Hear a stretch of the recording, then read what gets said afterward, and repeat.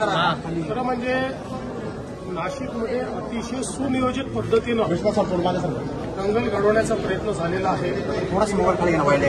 न्यायालयाच्या निर्णयानंतर तिथल्या लोकांनी स्वतः ते अतिक्रमण काढण्याच्या संदर्भात पोलिसांना सांगितलं आणि ते अतिक्रमण काढण्याची सुरुवातही त्यांनी स्वतः केली।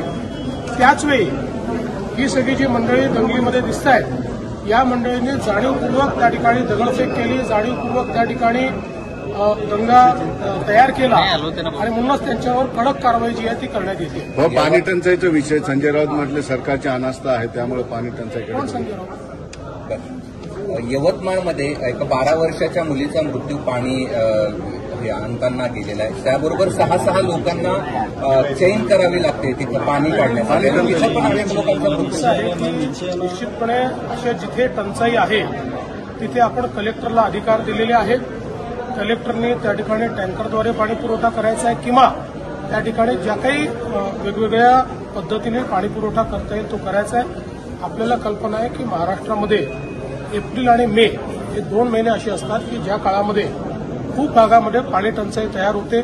प्रत्येक जिल्ह्याचा पाणी टंचाईचा आराखडा आपण तयार करतो।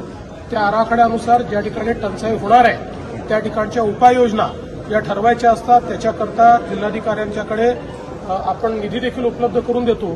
त्यामुळे अशा प्रकारची घटना जर कुठे होत असेल तर तिथे काय अडचणी आहेत ते आम्ही समजून घेऊ आणि त्यातनं मार्ग काढू। पण ज्या गावामध्ये हे सगळं घडलंय तिथं पंतप्रधानांची जी पाण्याची योजना आहे हर घर जल हर घर नळ ह्या झाल्या आहेत, मात्र तिथे बघा आता मला आगा माहिती नाही, पिछा माहिती नाही, कुठे झाला हे माहिती नाही, पण तुम्ही अगदी अरे पण तुम्ही सांगितलं म्हणून थोडं उत्तर देता येईल ना। मुळामध्ये मी तुम्हाला उत्तर दिलेलं आहे की जिथे कुठे प्रॉब्लेम असेल तो प्रॉब्लेम सॉल्व्ह करू आपण।